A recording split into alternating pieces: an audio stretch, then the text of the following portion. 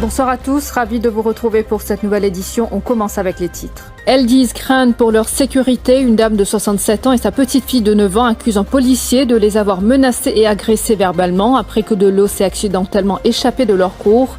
Alors que l'enfant arrosait des fleurs, traumatisée, elle témoigne ce soir. Vaste opération Crackdown à Carocalyptis, Port-Louis ce matin, 9 arrestations effectuées. Ces suspects étaient recherchés pour divers cas de vol. Certains d'entre eux avaient de la drogue en leur possession.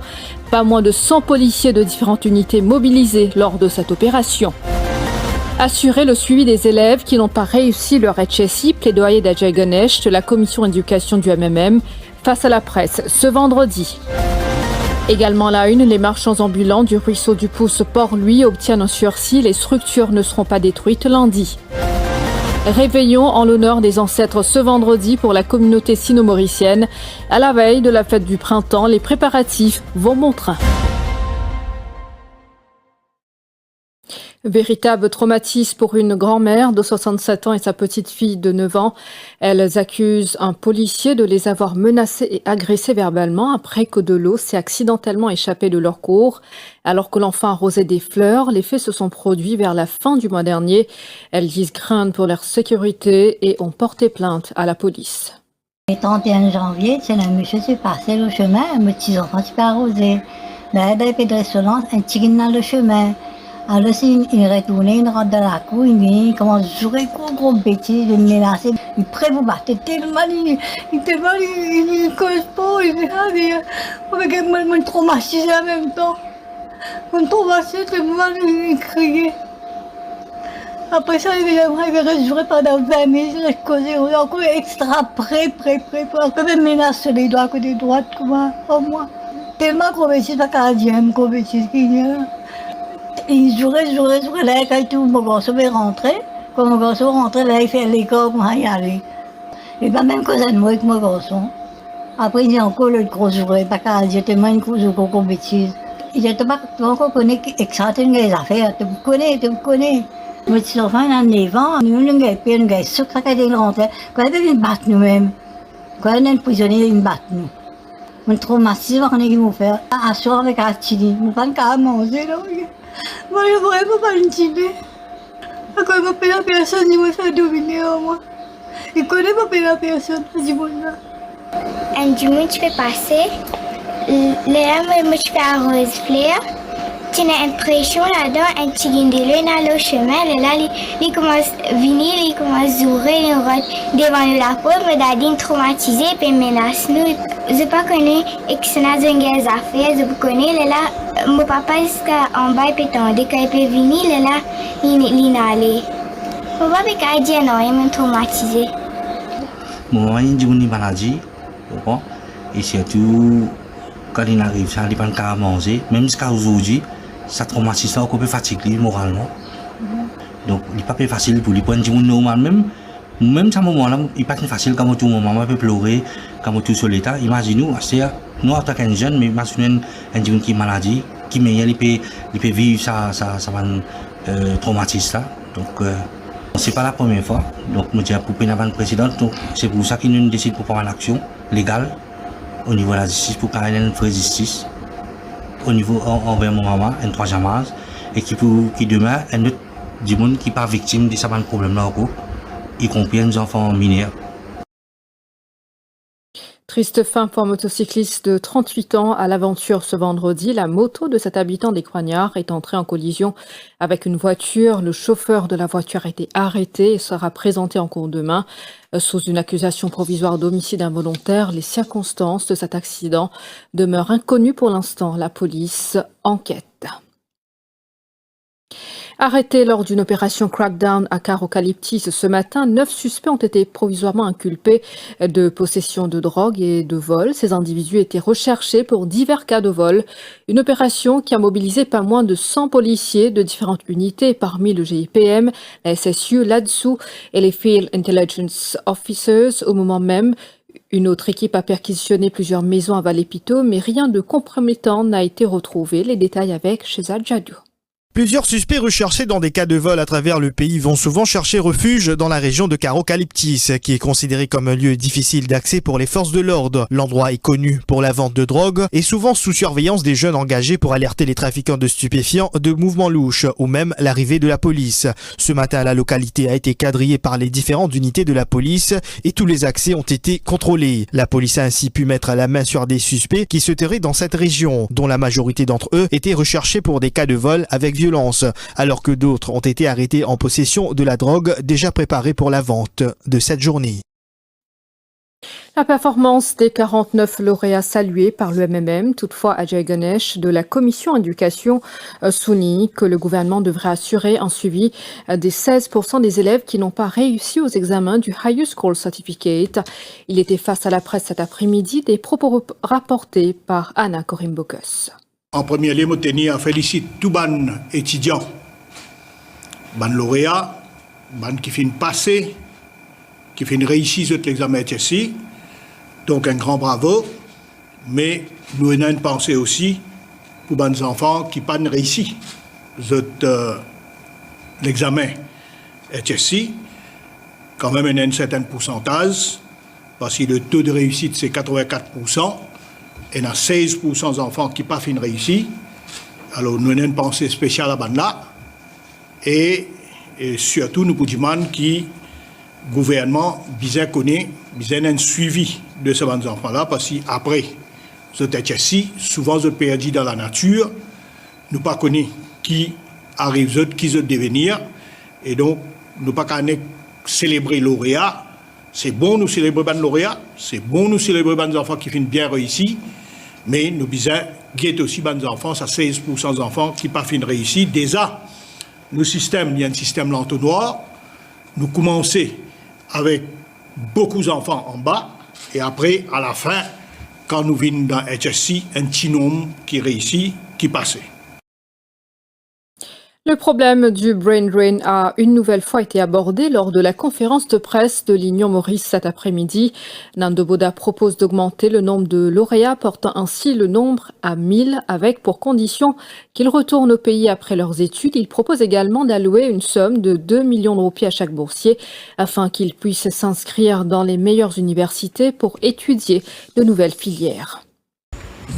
Il y a 5000 enfants qui composent HSC chaque année. Pour nous, nous les mettons un système que nous avons 1000 lauréats. Et nous vous dépensons 2 millions par lauréat, ce qui fait une somme de 2 milliards. Sur les 19 milliards, 2 milliards, ce n'est pas beaucoup. Et nous vous dire aussi, moi, que certaines institutions du secteur privé capables d'aider, avec sa budget de 2 milliards, là, nous sommes capables de dépenser 2 millions de roupies par étudiant pour 1000 étudiants dans les meilleures universités. Après, nous pouvons choisir tous les domaines de pointe. Économie bleue, économie verte, fintech, smart agriculture, technologie nouvelle, intelligence artificielle, digital marketing. Nous pouvons choisir les sujets de pointe avec les 1000 meilleurs dans les meilleures universités. Et en retour, nous pouvons dire retourner au pays et nous pouvons donner un travail au pays. Arvin Voulel salue l'initiative de l'avoué Pazani Rangasamy. Ce dernier a déposé une motion pour réclamer le gel des règlements de 2023 visant à obliger les détenteurs de cartes SIM à re-enregistrer leurs cartes. Sa motion sera appelée devant la chef-juge Rianamongli Gulbul le 12 février prochain. Face à la presse ce vendredi, le député travailliste s'est demandé pourquoi toute la question n'a pas fait l'objet de débats à l'Assemblée nationale. Je félicite nos camarades d'opposition extra-parlementaire, Amaba Laiden, M. Tanyan, mais aussi le cas Leger, je félicite M.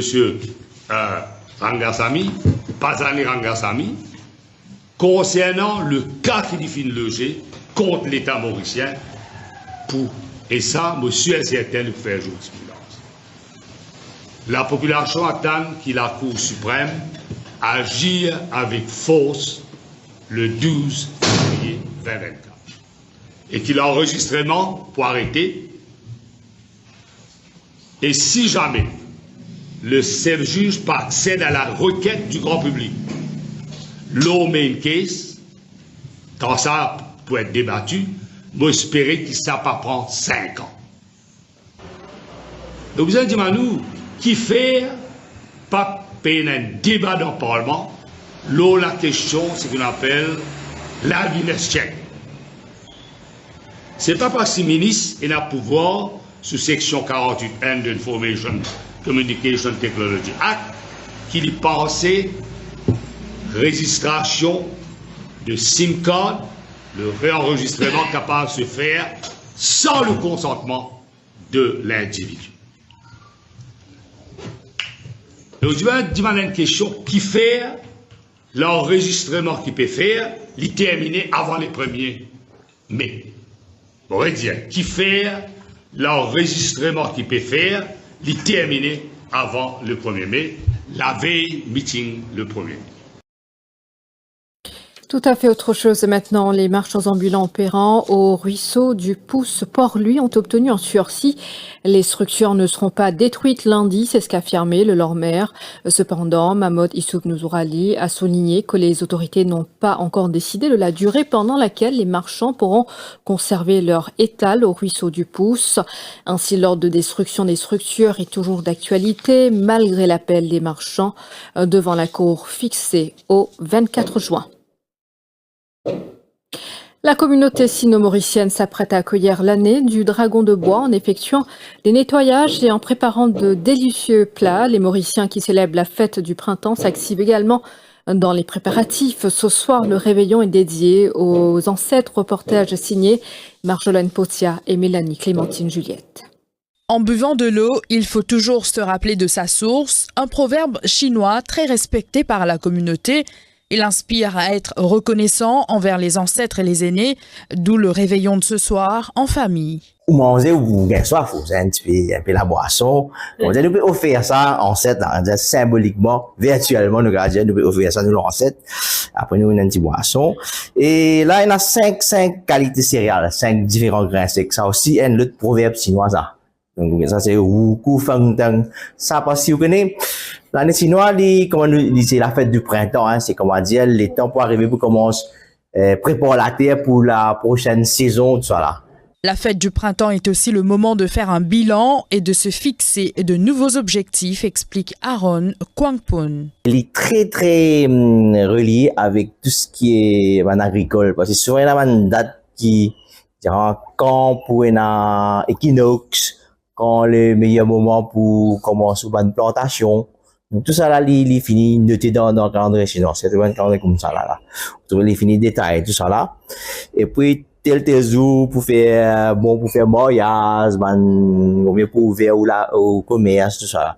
Donc, l'année chinoise, c'est comme, bon, même dans l'année, disons, occidentale, c'est le moment pour faire le bilan et aussi pour, disons, une toute perspective pour l'avenir. La culture chinoise comporte de nombreuses traditions, parmi pas de nettoyage le jour du Nouvel An. Premier jour de l'an, vous n'avez pas fait grand nettoyage. Bon, si vous êtes là, vous lâchez tout là, vous lâchez. Pas grand mot, pas balayer, parce que tout ça, une bénédiction demandée là, bon Dieu qui rentre dans la casa, vous ne pouvez pas balayer des premiers jours. Vous pouvez attendre un des jours, comment dire, une chose là, bien installé dans la case, là où on fait un grand nettoyage. Ça va une petite tradition. Chaque décoration a aussi sa signification à l'occasion de la fête du printemps. Nous collons ça mot-là qui représente justement le bonheur fou en chinois. Et parfois, il y a des gens qui collent à l'envers. Mais il y a des gens qui croient que je ne fais erreur, mais il n'est pas erreur ça. Parce qu'à l'envers, en chinois, on veut dire Tao. Et en même temps, Tao veut dire arriver. Donc, on veut dire fou Tao. Ça veut dire bonheur puis arriver. Des prières et des moments de partage seront au rendez-vous demain. Moi, j'ai envie de souhaiter tout le monde, bien sûr, bonne année du dragon de bois et Kong Si Fat Choi. Et des douceurs à l'occasion de la fête du printemps, il y en a pour tous les goûts chez Mr. Chu à Chinatown. D'ailleurs, chaque année, de nombreux Mauriciens étrangers s'y bousculent pour acheter ces gâteaux chinois. Ça veut dire togetherness, toute famille ensemble, et c'est ça qui est signifié pendant l'année chinoise. Et dans ma famille chinoise, tout le monde monte ça, cuisson ensemble, après donne ça tout ma famille, camarades, ça là. Et là, nous avons gâteau cravate. Gâteau cravate, c'est on peut ça gâteau sourire. C'est pour faire tout le monde content pendant l'année chinoise. Et ça aussi, nous comptons partage ça à tout mon collègues, camarades et famille. Et là, nous avons gâteau pistache aussi. Ça, l'idée qu'on du monde enjoy un petit dessert. Et pendant l'année chinoise, c'est l'année de partage. Et tous les temps, on dirait, nous pouvons préparer un petit gâteau pour partager à tout le monde mauricien. Alors, Mr. Chu, moi, explique un petit comment Mr. Chu finit. Ok, grand-père, Mr. Chu. Alors, comme tout le monde immigrant chinois à l'époque, quand j'arrive à Maurice, j'ai très peu d'argent dans cette poste. Alors, je faisais autant de travail. L'économie se casse. Quand il finit l'économie se casse, il a un ticket de bateau pour faire ce madame venir depuis la Seine. Après, il portugais, il ramasse ce ticket, il reste ouvert se promener dans la boutique, la rue Royale, Chinatown. À côté, maintenant, quand il fait un gâteau, tout le monde mauricien, je connais que vous avez un gâteau pour l'année chinoise. Beachcomber Adventure à l'hôtel Victoria, un petit air de Koh Lanta pour les agents français du groupe Beachcomber. Pendant 3 jours, ils ont vécu une expérience extraordinaire à Maurice, l'épreuve de la boue, déguster du poisson, les concombres de mer pour finir en passant à l'épreuve du poteau. Les 2 équipes, les jaunes et les rouges, étaient dirigées par les derniers finalistes de Koh Lanta, Frédéric et Tania. C'est la 8e édition de Beachcomber Aventure et Denis Brognard, le célèbre animateur de l'émission de TF1, ne cache pas son appréciation de cette équipe qui a participé cette année au défi. Ce sont les meilleurs agents français du groupe. Un Koh Lanta à Maurice, est-ce possible un jour? Denis Brognard répond à Jean-Luc Émile. À l'île Maurice, il manque certaines choses, il manque des îles notamment, parce que vous avez une île absolument sublime, mais il n'y a pas beaucoup d'îlots autour qui pourraient servir à un tournage comme Koh Lanta. Et puis je suis pas certain aujourd'hui qu'avec le tourisme qui est le vôtre, on pourrait trouver une zone suffisamment calme pour organiser un Koh Lanta. Mais sait-on jamais, en tout cas en ce qui concerne la mer turquoise, les plages de sable blanc, les cocotiers et la météo, avec des grands moments de soleil mais aussi des moments importants de pluie, il y a tout potentiellement qui est réuni pour avoir des conditions koh-lantesques. Vous imaginez que vous êtes très suivi, même à une heure tardive, à l'île Maurice et l'île de la Réunion, parce que c'est diffusé très tard. Donc vous comprenez donc l'attraction pour ce jeu à la Réunion et ici à Maurice? Alors ce qui est drôle, c'est que la Réunion, ça m'étonne pas parce que c'est un territoire français. Donc voilà, les chaînes françaises sont quand même extrêmement populaires. À Maurice, ça m'étonne toujours un peu plus, mais quand je fais un footing sur la plage, quand je me balade, je vois plein de Mauriciens qui regardent Koh Lanta effectivement avec le décalage horaire fort tard ou en replay. Mais ça me fait évidemment très très plaisir de voir que même au bout du monde, même au milieu de l'océan Indien, eh bien Koh Lanta a un succès qui ne se dément pas, un succès qu'on peut comparer à celui qu'on rencontre en métropole en France. Mais voilà, c'est pour ça que... Mais je considère aussi, parce que je suis un Mauricien de cœur depuis pratiquement 3 décennies, que Maurice a une petite partie française. Donc quand on a une petite partie française, on est forcément un peu attaché à Koh Lanta. Et un petit mot pour ces fans justement qui vous suivent jusqu'au bout de la nuit? J'ai envie de vous dire, ne manquez surtout pas la prochaine saison Koh Lanta, les chasseurs d'immunité. Ça commence la semaine prochaine, mardi 13 février. Vous allez découvrir de nouveaux aventuriers, vous allez découvrir de nouveaux jeux et vous allez découvrir surtout de nouveaux colliers d'immunité avec des pouvoirs inédits et puis des façons de les trouver aussi totalement nouveaux en passant par des indices. Bref, je vous en dis pas plus, mais il va y avoir pas mal de suspense, beaucoup de rebondissements, pas mal de stratégies et beaucoup de dépassements de soi sur cette nouvelle saison de Koh Lanta. Donc regardez-la et ma sentence, comme je le dis souvent dans Koh Lanta, elle est irrévocable. Denis Brognard, merci beaucoup. Avec plaisir. Un mot sur la météo à présent. La zone de basse pression tropicale au sud-ouest de Diego Garcia devrait se déplacer vers le sud et s'intensifier progressivement en début de semaine prochaine. C'est ce que précise la station météo de Vakwa ce vendredi. Si elle atteint l'intensité d'une tempête tropicale modérée, elle sera baptisée Jungu et sera située à environ 700 km au nord-est de Rodrigue, évoluant dans un environnement favorable. Le système devrait s'intensifier davantage et est susceptible d'influencer le temps Rodrigue à partir du mardi 13 février. Dans le cahier international à présent, Madagascar a voté un texte loi cette semaine pour imposer des peines de castration chirurgicale ou chimique aux violeurs de mineurs condamnés. Une mesure jugée cruelle, inhumaine et dégradante par Amnesty International. Selon l'amendement consulté par l'AFP, une peine de castration chirurgicale est prévue à l'encontre des auteurs de viols commis sur un enfant de moins de 10 ans, mais aussi la castration chimique ou chirurgicale contre les violeurs d'enfants âgés entre 10 et 13 ans et chimique pour les violeurs de mineurs entre 13 et 18 ans. Amnesty International a appelé Antananarivo à abroger ce texte, affirmant que la castration chimique ou chirurgicale constitue un traitement cruel, inhumain et dégradant et ne résoudra pas la question des viols d'enfants.